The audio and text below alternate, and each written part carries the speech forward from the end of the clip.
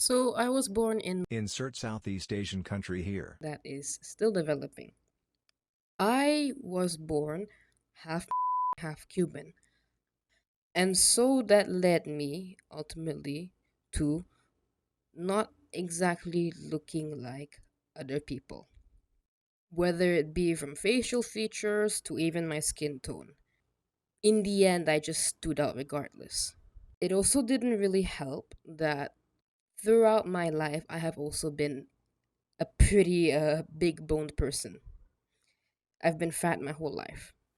Whether it was mostly how I looked in terms of my ambiguous race, I guess, or my weight, it doesn't really matter that much to me because in the end, I struggled to make friends.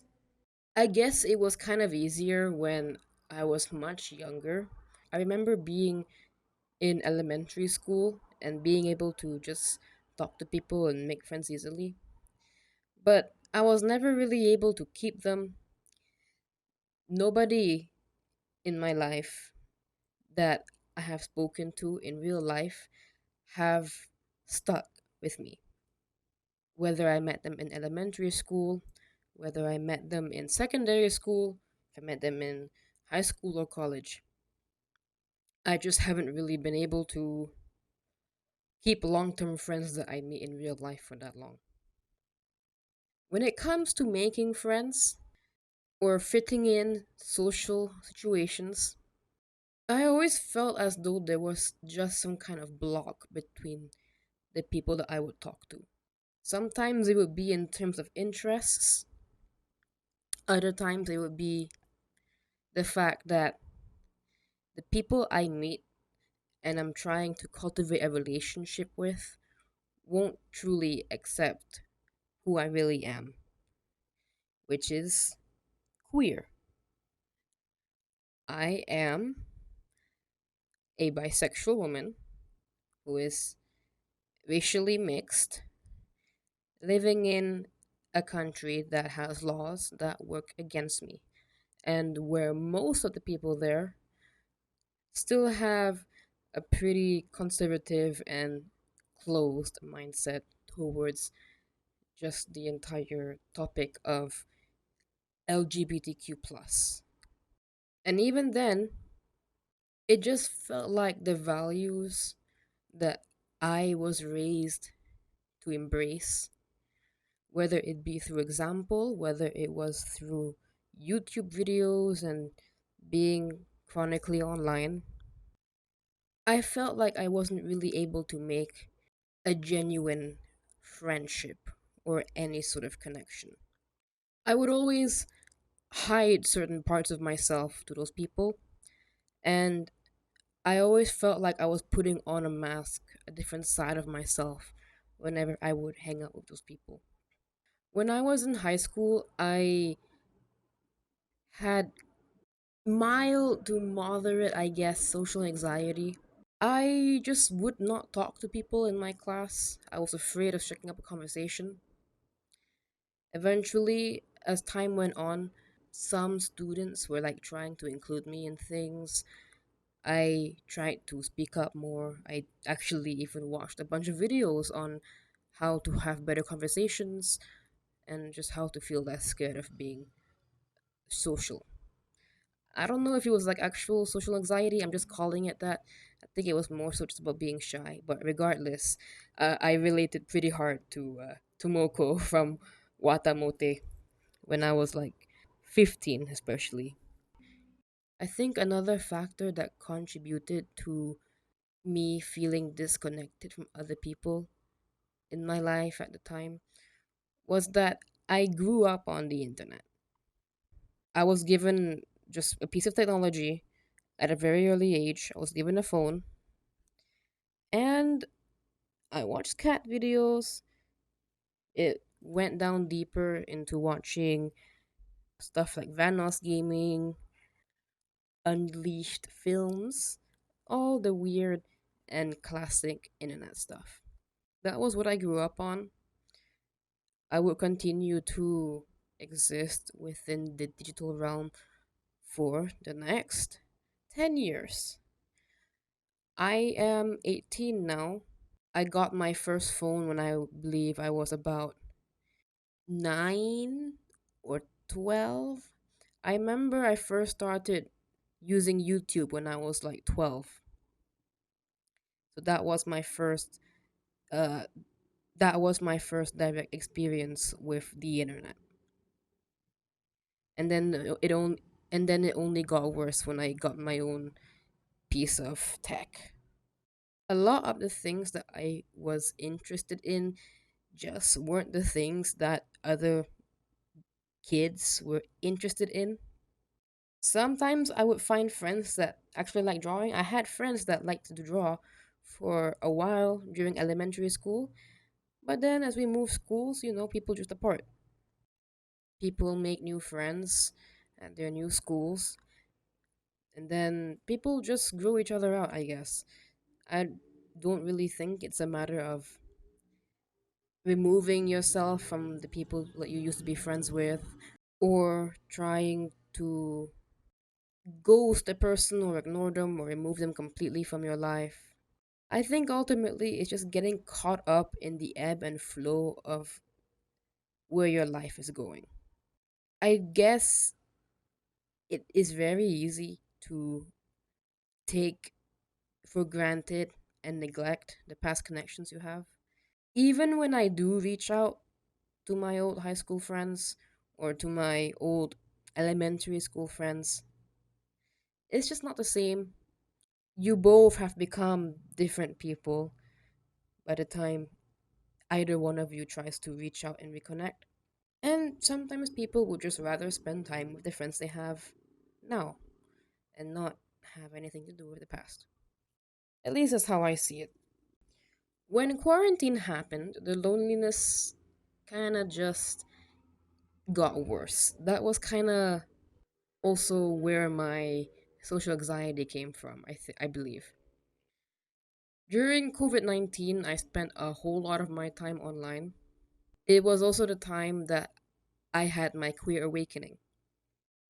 I had a relationship with a transgender guy for about 7 months.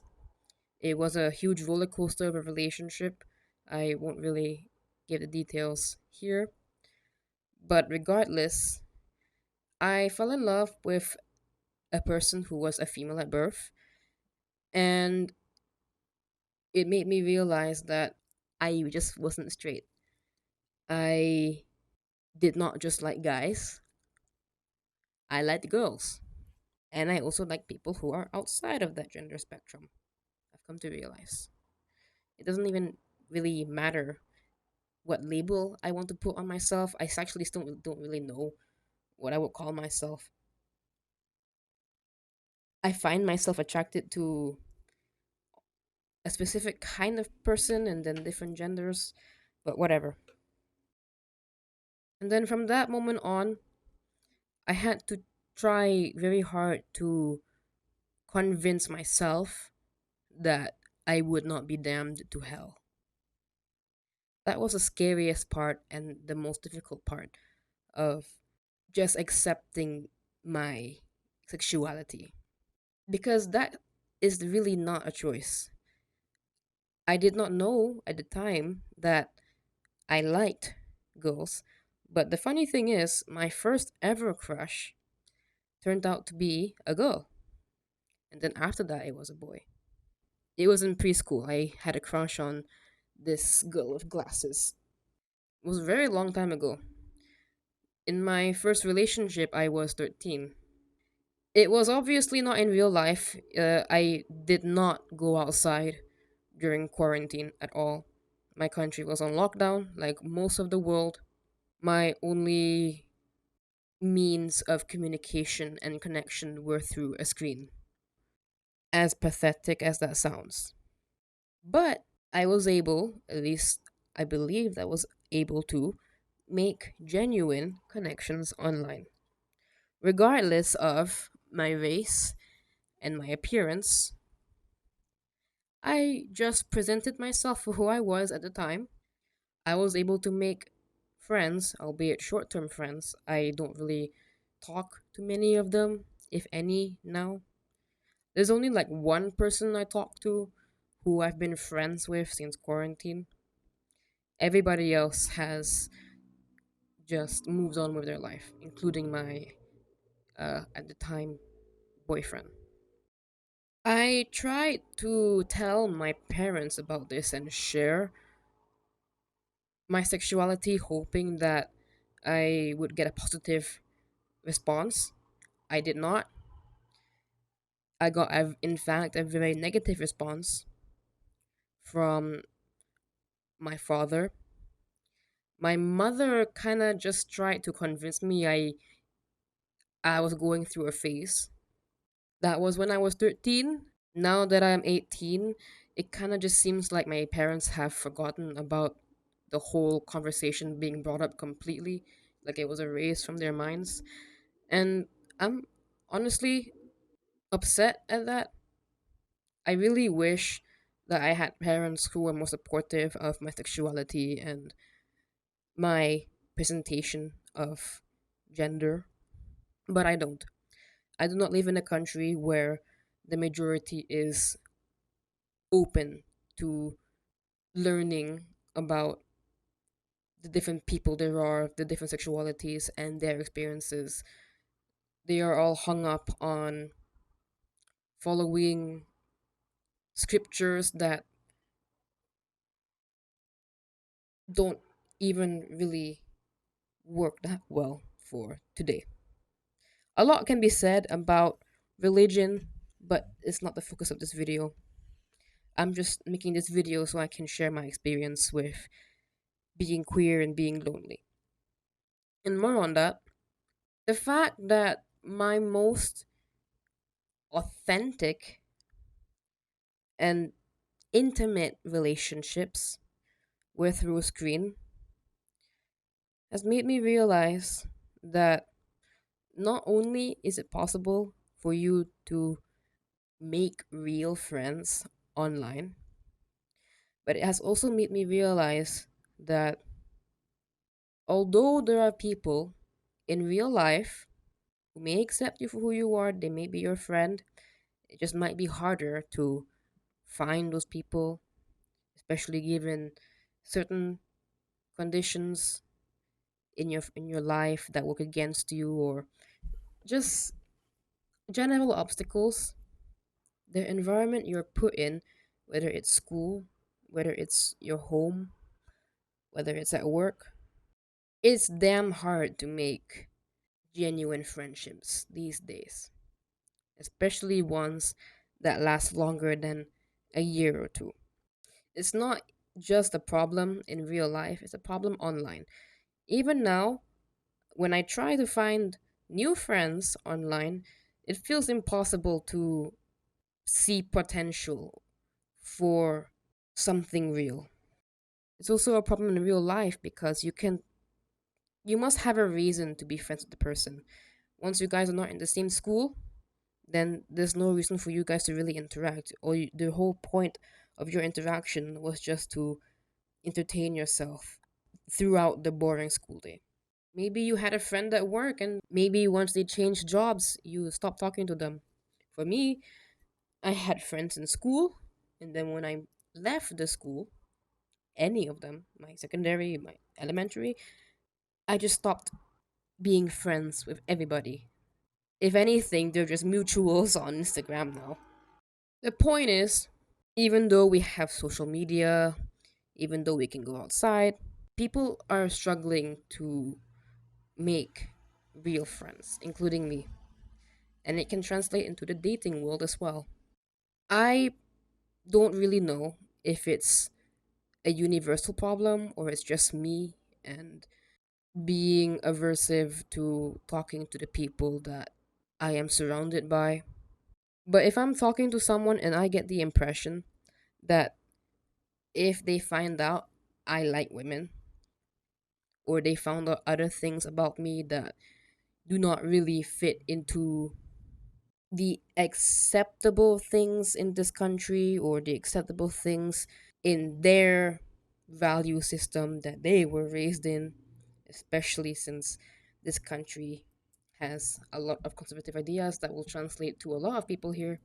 I just do not see potential for a platonic relationship where not only can I come into it as my true, complete, and authentic self, that maybe they are even actively against the kind of person I am and believe my existence is a sin. Or in general, would just see me differently from their cishet peers. Because appearance, background, and sexuality and gender presentation, just in general, how you dress, how you express your identity, regardless of whether it's gender identity or your interests or other parts of yourself, it's very easy for you to feel vulnerable. And that's why it's usually easier and sometimes even safer to hide those parts of yourself from the world, especially when not only the people around you find you to be blasphemous, but the country you're in just doesn't see your existence or your right to love as acceptable. And that, all that has translated into my career direction. I have no fucking clue what I want to do with my life. I do not know what kind of job I want to have. Because regardless of what I choose, not only will I be working possibly a 9 to 5 for the rest of my life, which I would dread, but that I might not even be happy and fulfilled by it. Ever since elementary school, I kind of treated academics lightly. I remember in second and fifth grade, I would lie to my parents about not having homework, just wouldn't do it. I wasn't really raised to treat school that seriously. I would always have my parents tell me you should focus on school, spend less time on your phone. But I guess I never really had a good example of work ethic or how to take shit seriously. So up until sixth grade, I didn't take school that seriously. I locked in really hard in sixth grade, and then I moved to secondary school. I would say I started taking school the most seriously when I was either 15 or 16, all the way up until, I guess, early 18. Because that was when my grades really mattered. I didn't want to fuck up my life by getting bad grades for a super early test. And I did pretty well for not only my sixth grade exams, but my high school exams, my final exams. But now I'm in college, and because of a lot of different things that have happened in my life right after graduating from high school, shit has been extremely fucking hard. And as much as I try to care about my academics and take it seriously, I really feel like I'm working towards a dead end. If your grades don't matter that much, then what's the point of working towards it? In the end, yes, it's a means to an end. You have to get good grades so you can get a good degree, so you can get a good job. And I definitely see not just the appeal, but the necessity of that. I grew up in a relatively middle class household. We would often run into money problems. And I, as I grew up, I would start to dream of like having my own place, being able to buy my own stuff, have my own furniture, and just live on my own abroad, away from this country, away from my family. And it felt like taking the traditional job route would be the most surefire, safe, and certain way of getting that basic goal. So it was what motivated me up until the end of my high school exams. I wanted to be a data analyst, supposedly. I still find the idea kind of appealing, but I'm in college now. My first term exams are very close. it still feels like I am working towards nothing. Being a data analyst doesn't really mean much to me other than being able to get a degree that's recognized internationally. I just want to go to a college that will let me have an internationally recognized degree so that I can move away from this country and work anywhere else, whether it be in Australia or in Germany or in the UK or in Thailand. Because I mentioned those four countries because those are the places I've thought about going to. I've mostly thought about going to either Australia or Germany. I say I feel like I'm working towards nothing because I don't just look at my parents, but I look at other people in the world. I look at my friends' parents. I look at media. I look at my own parents. And then I look at the friends of my parents. My mother used to have a painter friend. I'm actually still friends with his kid. But I bring him up because he has a decent living.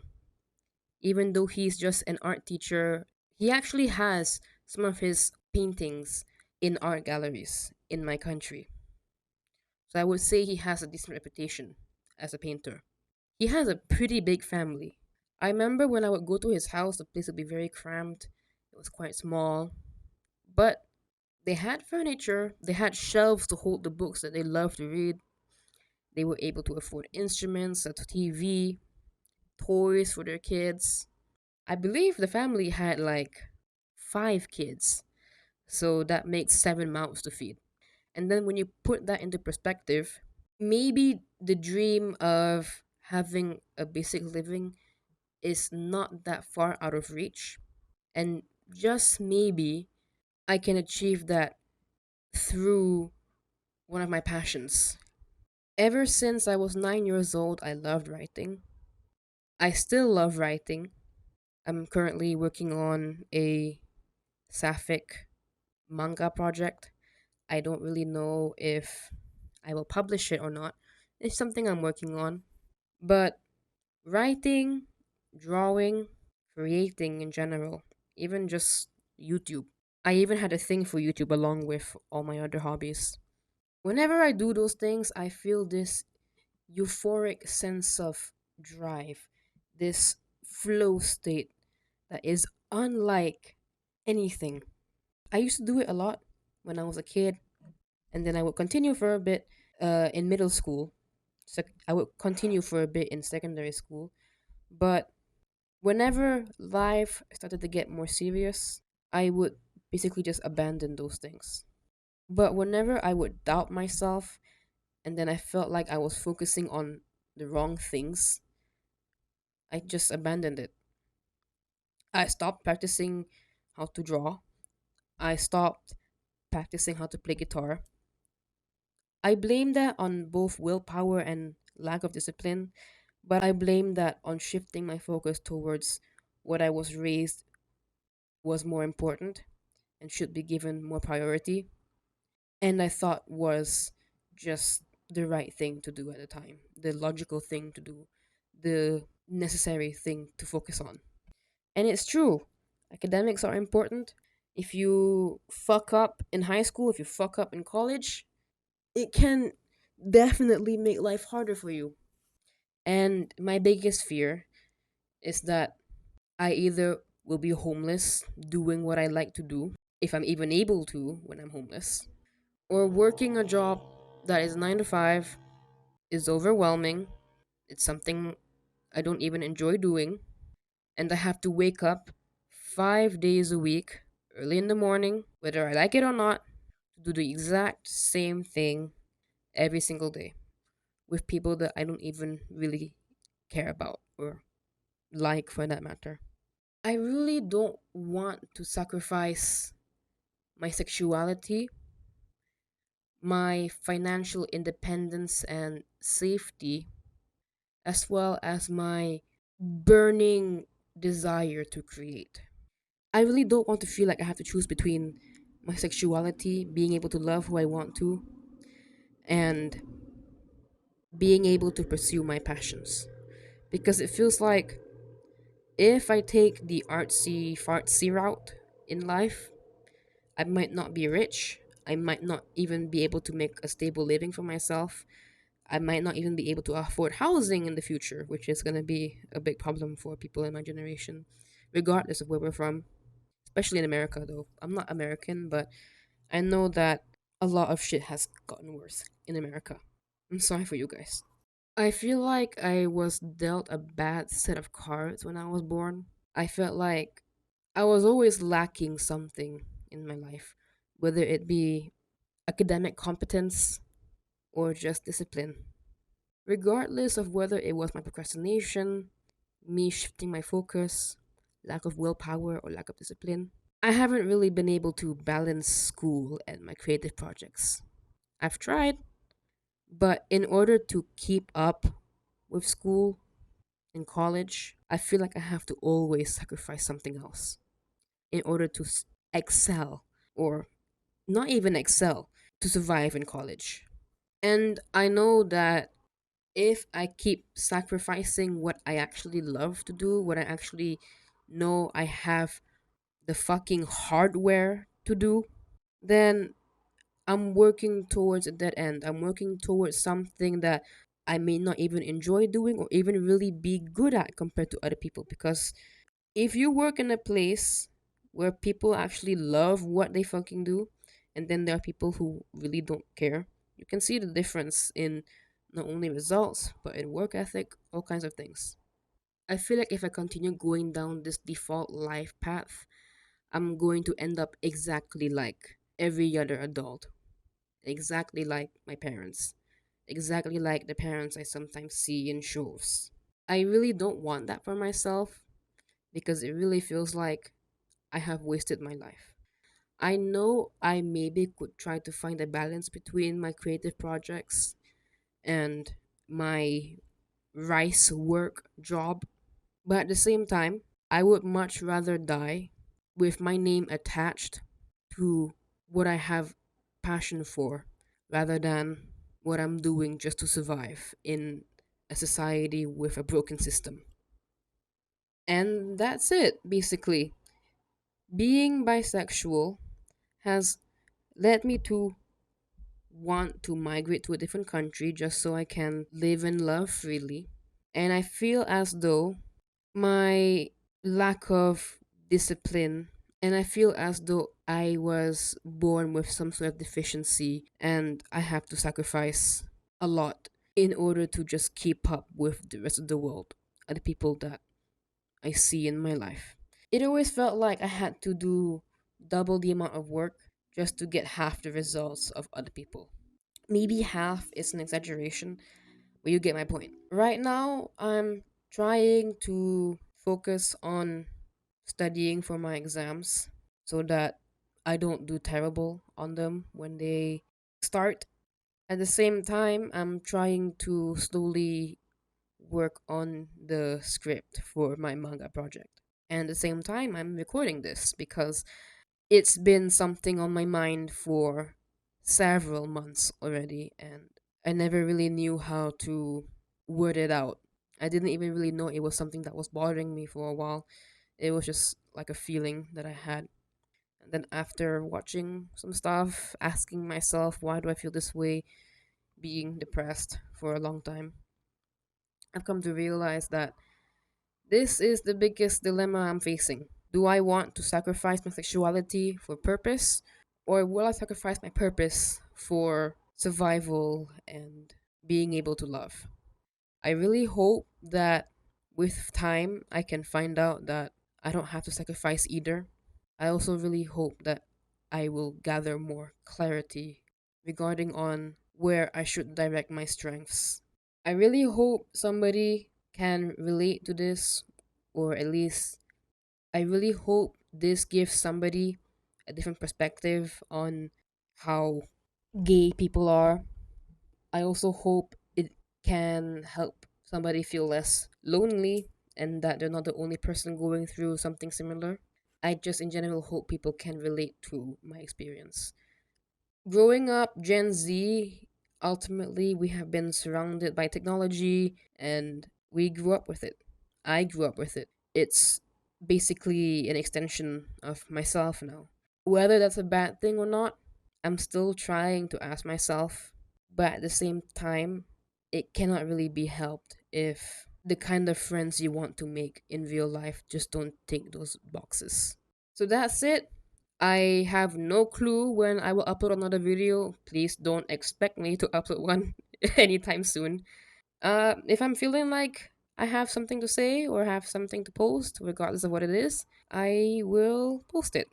This YouTube channel, as of now, is just going to be whenever I feel like uploading something. Maybe in the future it will become something bigger than it is now. I would like to see where that goes. But for now, it's just gonna be another set of abandoned or not so focused on hobbies. So until next time, world, goodbye.